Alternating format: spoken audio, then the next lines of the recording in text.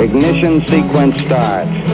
6, 5, 4, 3, 2, 1, 0. Liftoff. We have a liftoff.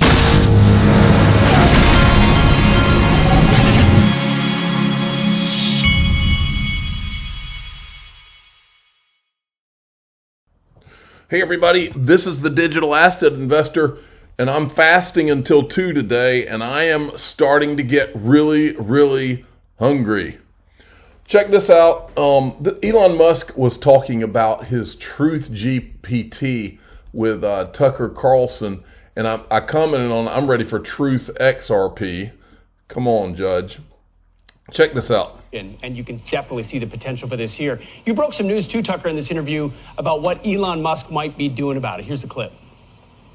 We're going to start something which I know you call Truth GPT, or a maximum truth-seeking AI that tries to understand the nature of the universe. And I think this might be the best path to safety, in the sense that an AI that cares about understanding the universe it is unlikely to annihilate humans, because we are an interesting part of the universe. And you can, I know what he's talking about trying to about the dangers of this thing not giving you the truth, because I identify with it every day. That we've got censorship in the search results of various search engines. I remember using Chat GPT when I did that, and I would type in things about Bitcoin, and you could tell just from the answers that the Bitcoin narrative was being carried out by this Chat GPT. So it's like a garbage in, garbage out type thing. And so I'm glad that somebody's doing it. Now, just so you know, because AI apparently, I get a call that literally the second that I start my video. Nobody calls me for 2 hours. Then when I start to do a video, it's like the phone starts ringing. What in the world? That's how life works. Well, anyway, link to my sponsor has 4 on the platform right now. They've got 4 different private equity companies that are artificial intelligence. Just wanted to make you aware. I haven't gotten any yet, but I'm planning to diversify a little bit and pick up some of these when the time comes. The link to that will be in the top of the description. Link to is one of my sponsors. I am a customer of theirs too. Now, I saw Coins Kid, and this is what's his name? His name is Quincy. Is it Quincy? Can't remember his last name. But anyway, he put this tweet out, Bitcoin. He's got it as in a bear trap. I mean, this hits home with me, folks. Again, the thing I can't get my mind, or I can't get past the idea that Homeland Security meets with people. They find out that there's 4 Satoshis. We've got them on video saying it. We've got the agent's name. And then they continue to let the world think they don't know all the way up until today. And all of these major Bitcoin pundits are out there, and they're talking about how Bitcoin's going to save the world. But and they make no mistake, they've seen the clip that I've seen. And I'm telling you, there is a handful or maybe 1,000 of these people who have to be paid proponents for Bitcoin, who know exactly what Homeland Security knows. That's the part of this that I can't. That's the reason I just smell a rat here, folks. And I want to show you something along those lines today. Well, first of all, I want to remind you of what Dan Pena said. You know who's behind Bitcoin? Putin. It's a risky conspiracy to fuck up the American economy and the world. It's a long-range plan he started 7-8 years ago. He's going to see the demise of the Western financial world while he's still the head of Russia. He's going to be there long enough. Okay, now that clip always stuck in my mind. Well, remember this. Who's probably the biggest Bitcoin maxi out there that bashes all other tokens? Max Kaiser. Where did he and his wife work? I don't know if they work there now, but they've been there for years. The last whatever amount of years. They were at Russia Today. And you can look it up on Wikipedia. Russia Today is Russian state-sponsored media, folks. Then, this came out today. And folks, I'm not saying that these people are affiliated with Russia. I'm just saying when I see these things, it makes me a little uncomfortable. This is Perry Ann Boring. She's probably one of the top 5 proponents of Bitcoin too. She's the Chamber of Digital Commerce. And today she's taking a personal step to further demonstrate her commitment to the crypto community by changing her last name to include the Bitcoin logo, which is weird to me anyway, but she's doing that. Well, I looked into this girl's background a little while back. This is her LinkedIn profile right here. You'll notice she was an intern at the White House. Then she was a legislative analyst in the U.S. House of Representatives. And then look where she went. She becomes a host of Russia Today, which has a branch in Washington, D.C. Host International Finance Show on my second most highly viewed news network in the world. Program was aired live to over 650 million viewers in 100 countries daily. She leaves Russia Today, where Max Kaiser is, or was, and then she goes to form the Chamber of Digital Commerce, who is the biggest proponent of Bitcoin specifically than anything in crypto. These, to me, are all red flags, folks. Now, today, breaking, this is while Gary Gensler cracks down on things in the crypto in the U.S., Russian central bank has announced that it will be allowing international settlements to be conducted using cryptocurrency. Then this, Hong Kong court recognizes cryptocurrencies as property. This popped up from Joseph Lubin. I don't know if I've got the stomach for it. I think I'm going to skip Joseph Lubin today. He makes me want to throw up. Stuart AlAri said this, missed all the excitement yesterday on the Gensler hearing. I'm in London spending time with our team focused on growing our business. Can't tell you how inept the SEC looks from this side of the pond. Unfortunately, I believe inept is the wrong word. I don't think Gary Gensler is inept or incompetent. I think Gary Gensler is working for forces that don't want the U.S. to do well, in my opinion. Now, check this out. Eleanor Terrett today, new CEO of Algorand Foundation, Stacy Warden, has issued this statement in response to the SEC naming Algorand a security in its lawsuit against Bittrex. The U.S. recently sued Bittrex for purported securities laws violations.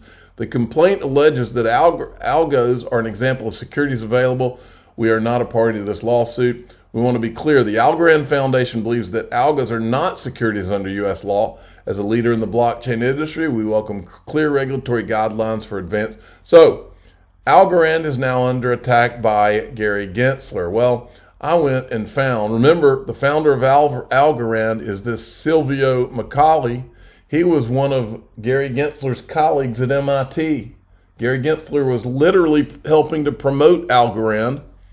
And this is from March 29th, 2021. And I said, hey, Silvio, with friends like Gary, who needs enemies? This is what Silvio Macaulay thought that Gary Gensler would do. This was right before Gary Gensler came in as the head of the SEC. And this is Silvio Macaulay weighing in on what he thinks Gary Gensler will do. Hey, Silvio, I'm curious. Now, you have worked at MIT with Gary Gensler, and you know him. I'm curious. His vote is expected to come up later this week. I'm curious, any thoughts on what he might do for crypto, and also specifically, the Bitcoin ETF question is definitely coming back to the fore. Curious if you have any thoughts on that. Well, let me tell you, Gary is a very intelligent man, and we need somehow responsible fostering of innovation, because this country is, relatively speaking, in the world is a small country, right? But we have a disproportionate representation, so to speak, thanks to our technology, in the ingenuity of our citizens, and also the law, the legal infrastructure that surrounds us. So I hope that this will evolve, including in a very good way for everybody, cryptocurrencies and blockchain. So I'm very hopeful, and that somehow we'll have a responsible growth in regulation. Regulations helps everybody. Good regulations helps everybody. Silvio, I want to... Oh, go ahead. I was just going to say, I was watching this, there was this meme I saw, and it was the Suez, the ship stuck in the Suez, and that was the SEC, and there were a million little boats trying to get in, and those were the Bitcoin ETF proposals. I'm just curious, any thoughts on what you think Gary's going to do on that? Well, Gary is going to do his utmost best not to get stuck like this container in the Suez Canal. And there is a lot of good that can be done, not only for the American consumer or also the national market, but in the international market. I think of it, blockchain technology with transparencies and by distributing trust across a very large base, being decentralized. There is a lot of benefits that every participant can get. And I think this is not going to be lost over SEC. Of course, they have huge responsibilities, but we will deal with that too. And, I am very optimistic. Uh-oh. And then there's this guy. Look at this.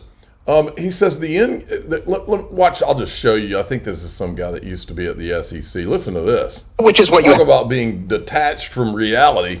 To say it's when you're at the SEC. I mean, believe me, every time you leave the office, you're warned, by the way, when you go home and talk to your wife, say, this is my opinion, not the opinion of the agency. My kids found that very strange, but they got used to that.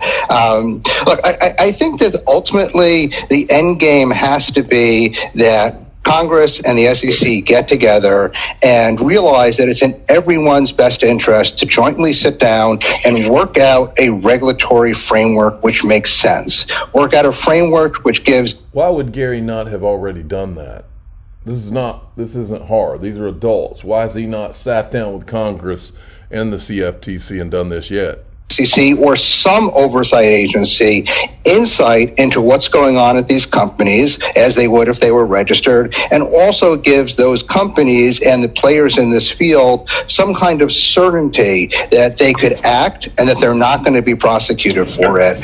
That has to be the rational end game, and I would hope that that's the end game that all of the players, both congressional and regulatory, have in mind. Everything he just said there assumes that Gary is a good faith actor. And I think the judge in Ripple, SEC versus Ripple, has found out that that's not the case. Now check this out. This Elon Musk guy is sharp. Listen to what he says here. So inflation is going to happen no matter what. If you increase the money supply, you get inflation. Right. So there's not some magical cure for getting rid of inflation, except to increase the productivity, the output of goods and services. So if you say like what is money? You've got these sort of it's basically numbers in a database that sum up to some total. Then you've got the output of goods and services of the economy, and as long as the ratio of money to ratio of goods and services stays, if that stays constant, you have no inflation. If you add more money, if you add money to the system faster than you increase goods and services, right, then you have inflation. So all of these COVID sort of stimulus bills were not paid for. They just generated more currency, more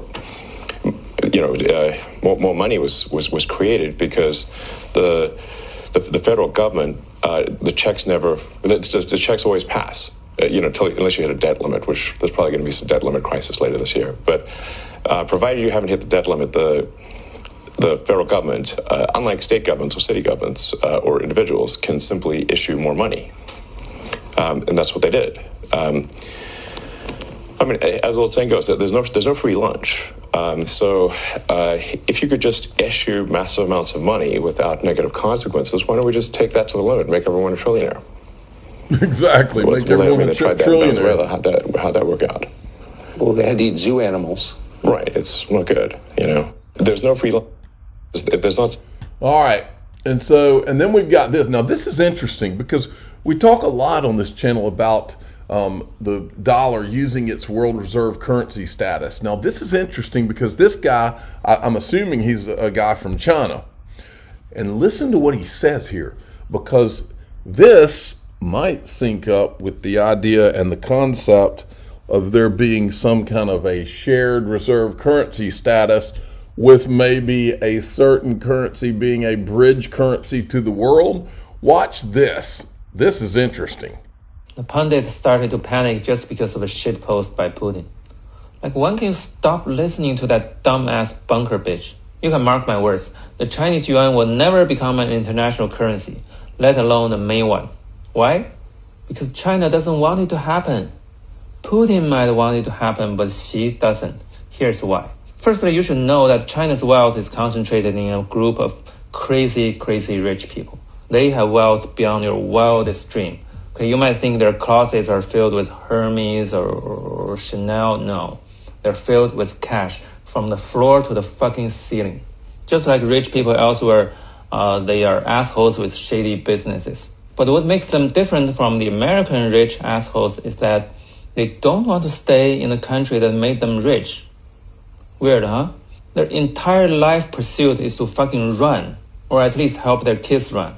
Folks in China even use the English word run to specifically refer to the action of leaving the country.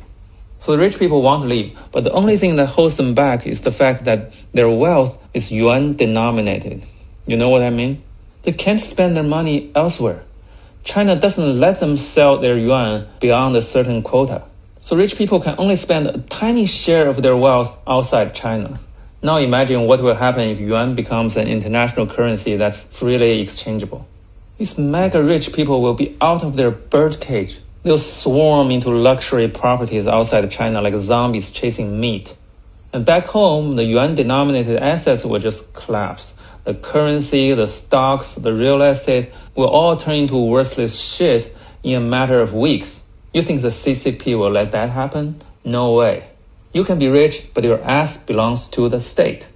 Okay, now you might want to ask why rich people want to leave China. Well, that's a long story. I'll have to talk about it next time. But in the meanwhile, please stare at this graph carefully and tell me, do you really think Chinese yuan will replace the US dollar anytime soon? Okay. Now, this reminds me, I've said it on this channel before, and I've even asked Brad Combs if it was okay to say, because I didn't know if it was in confidence. But he told me point blank, when Brad Combs asked if XRP could be like a world reserve currency when we were at Swell 2019, he told me that David Schwartz got up and walked out of the room, and he thought that he shouldn't have asked the question. So he gets up, walks out of the room, and says to David Schwartz, was I out of line saying this? The idea that XRP could be a world reserve currency. And he said David Schwartz told him something to the effect of, well, who else is going to do it? The yuan, the Chinese yuan? As if that wasn't an option. That's what this reminded me of when I saw that clip.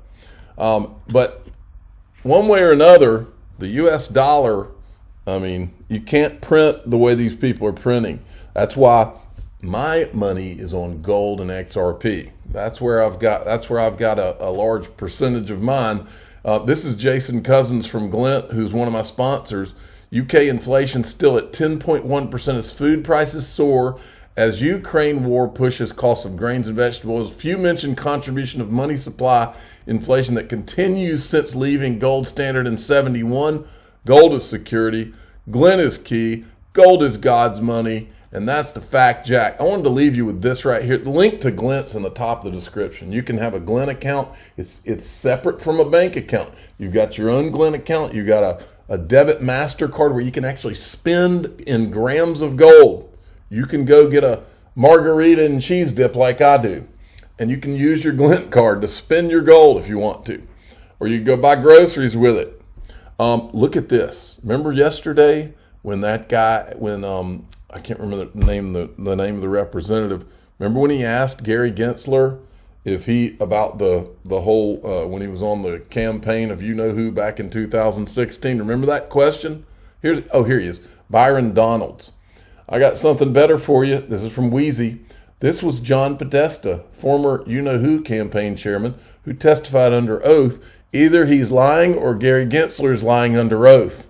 and he's got a transcript of Podesta, I guess, being interviewed about the whole topic, and he's referring to how Gary was the top guy and everything would have gone through Gary, and that basically Gary would have known. I'm the digital asset investor. I'm not an investment advisor. This is for entertainment purposes only. Please subscribe, hit the like button, tell your friends and family. This doesn't look good. Thanks for listening.